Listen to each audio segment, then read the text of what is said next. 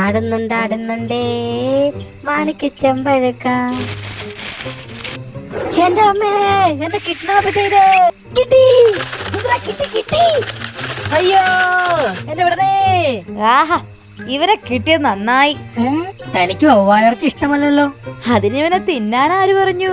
ഇവനെ ഒടുക്കാത്ത കരുനാക്ക, പറഞ്ഞാൽ പറഞ്ഞത് സംഭവിക്കും. ആ, കാണിച്ചു തരാം. എടേ വവ്വാലേ, ആ നിൽക്കുന്ന മരത്തെ പറ്റി എന്ത് തോന്നുന്നു? ആരും ചേട്ടനൊന്ന് മാറി നിൽക്ക്.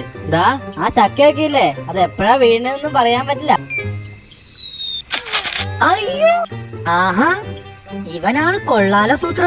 ആ, ഞാൻ പറഞ്ഞത് ഇവനെ കൊണ്ട് വല്ല ആനയോ പോത്തിനെയോ വീഴ്ത്താൻ പറ്റിയ കോളടിച്ചില്ലേ സൂത്ര. ദാ പോകുന്നൊരാന. വേഗം അവനെ കൊണ്ട് വല്ലെന്ന് പറയിപ്പിക്കേ.